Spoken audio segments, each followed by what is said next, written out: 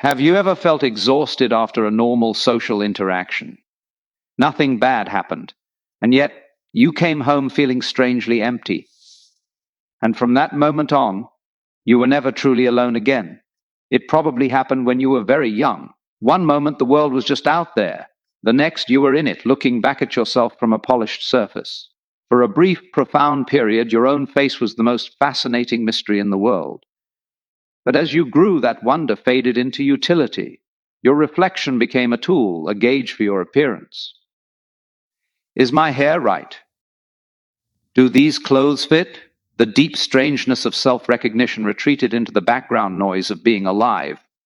Yet, if you stop, if you really pause and lock eyes with the figure in the mirror, that old feeling can rush back. You might feel a jolt. What is this vessel I'm inside? How is it that I am peering out from behind these eyes, piloting this breathing, pulsing machine of flesh and bone? The philosopher Ernest Becker touched on this visceral shock, this awareness of our own alien materiality. Look closer. Press your nose to the glass. Notice the pores, the tiny hairs, the landscape of a living surface. You'll see a process that operates on its own. Skin renews, hair grows, cells die. All without your conscious command. Your own eyes, those dark pools observing the observer, become gates where all of reality is funneled into the private theater of your mind. This intense, personal experience has a social counterpart, one we navigate constantly. Every time you meet another person's gaze, a subtle exchange occurs. You are not just seeing them, you are aware that you are being seen. The sociologist Charles Horton Cooley called this the looking glass self. Our identity forms in a three-act play of the mind. First, we picture how we must look to another person. Second, we imagine their judgment of that image. Third, we feel a wash of pride or shame, which slowly hardens into our sense of who we are. We are, in a sense, sculpted by the assumed perceptions of others. This idea finds a darker, more claustrophobic expression in the work of Jean-Paul Sartre. He proposed that the gaze of another person fundamentally objectifies. Their look pins us down, turns our fluid inner world into a fixed thing to be assessed.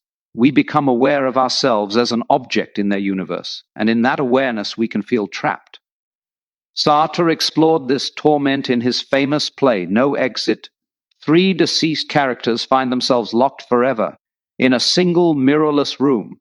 With no reflective surfaces, they can only know themselves through the descriptions and condemnations of their 2 roommates. Their hell isn't flames or pitchforks, it's the relentless, inescapable judgment of the other. One character, Estelle, cries out in frustration over this reliance on another's eyes. The famous conclusion is chilling. Hell is other people. And doesn't that often ring true? Why do social interactions sometimes leave us feeling so drained? It's because we are performing a relentless, impossible juggling act. We are trying to manage the version of ourselves that lives in someone else's head. We alter our walk, modulate our voice, choose our words based on who is watching. We make life choices shadowed by the expectations of family, friends, and society. This is the exhausting weight of being perpetually perceived. But what if we've misunderstood the source of the torture?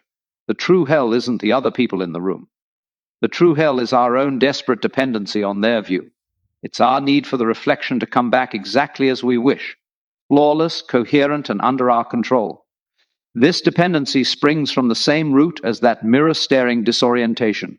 In both moments, we are searching for a solid, knowable self. And what do we find? Not a statue, but a river. We find a being that is contingent, accidental, and in constant, mostly unconscious, motion. We did not choose this body, this mind, this starting point in history. We simply awoke here, passengers in a vehicle that is always moving. We are passengers in a vehicle we did not build.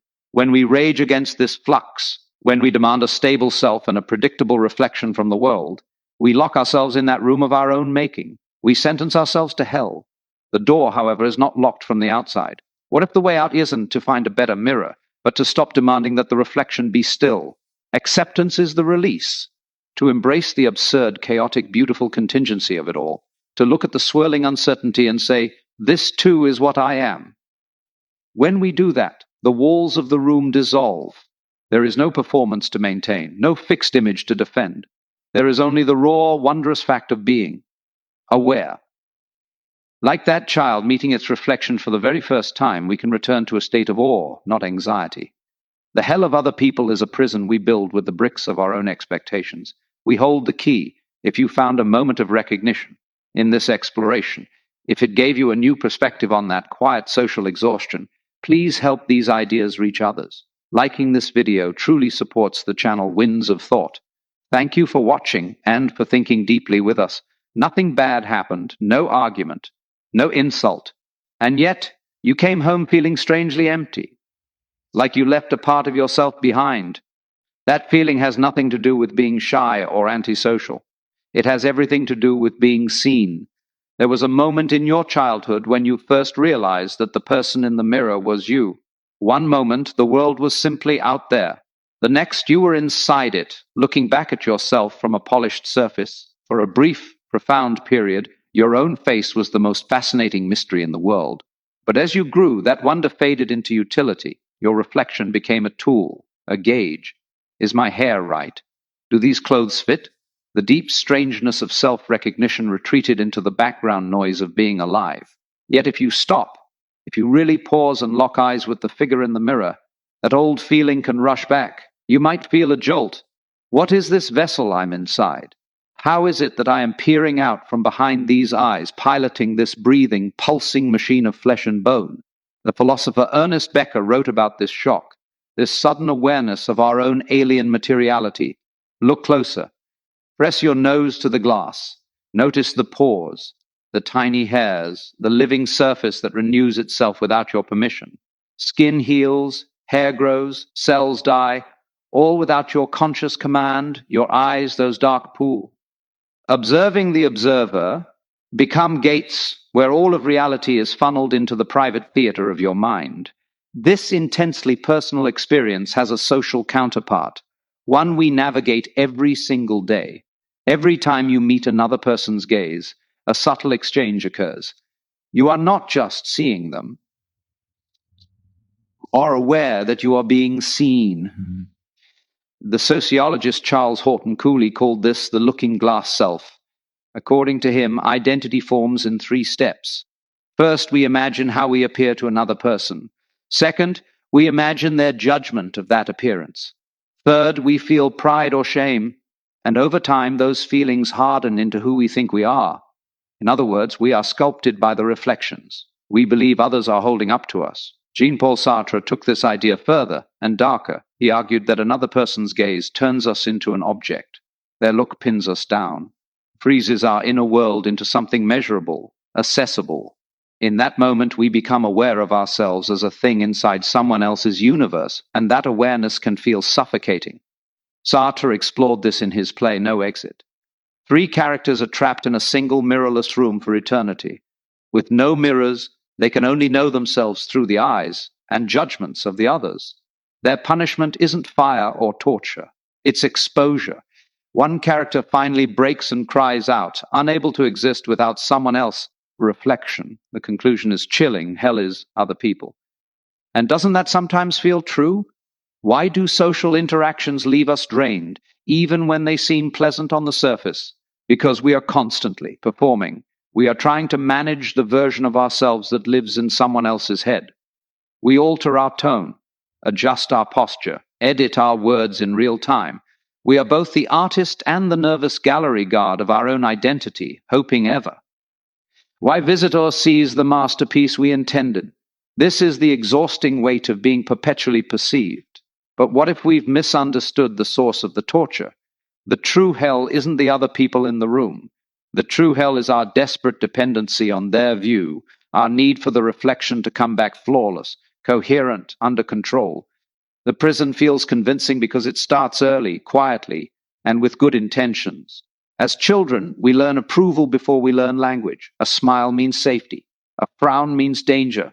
Silence means uncertainty. This sensitivity keeps us alive. But as we grow, the skill that once protected us slowly becomes a cage. We don't just read faces anymore. We anticipate them. We rehearse conversations that haven't happened yet. Predict reactions before words are spoken. Edit ourselves in advance. The question shifts. It is no longer who am I? It becomes how am I landing? This is where quiet suffering begins. Not dramatic pain, not visible collapse, just a constant background tension, like a muscle that never fully relaxes. You start measuring your worth in micro-responses. A delayed reply, a flat okay, a glance that lingers half a second too long. None of these moments are catastrophic alone. But together they create a climate where you are always slightly on trial. And the most exhausting part? The jury doesn't even know the trial is happening. People are rarely judging us as harshly as we imagine. But imagination doesn't care about facts. It cares about control. If I can predict how you see me, maybe I can stay safe. So we soften truths, shrink thoughts, perform stability, even when we feel fractured. Eventually we forget we're performing. The mask hardens. The role becomes automatic. And then one night, lying awake in the dark, a quiet question slips through the cracks when no one is watching. Who am I allowed to be? That question doesn't arrive with panic. It arrives with emptiness. Emptiness is often misunderstood. It doesn't mean nothing is there. More often it means too much is there. Too many versions of yourself. Too many borrowed identities. Too many internal negotiations. You feel empty not because you lack identity, but because you're carrying too many that aren't yours. This is why solitude feels both relieving and terrifying. The performance ends, but without an audience, the script disappears too, and that silence can be unsettling, because it reveals something we try to avoid. There is no final, polished version of you waiting underneath, no solid statue, no fixed self, only movement, change, contradiction. We are taught to see this as a flaw, to figure ourselves out, to become consistent, predictable, legible.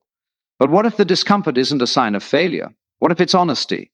A river doesn't panic because it has no fixed shape. It flows. Suffering begins when we demand solidity from something never meant to be solid. When we stop asking, how do I appear? And start asking, what am I experiencing right now? Something loosens. Not control, but tension. You don't escape the gaze of others. You simply stop letting it define the borders of your existence. And when you do that, something unexpected happens. You become more present, more human, more real, not less. The mirror stops demanding answers. Other people stop feeling like judges. They become what they always were, fellow passengers, just as uncertain, just as unfinished. The hell of other people is a prison we build with our own expectations.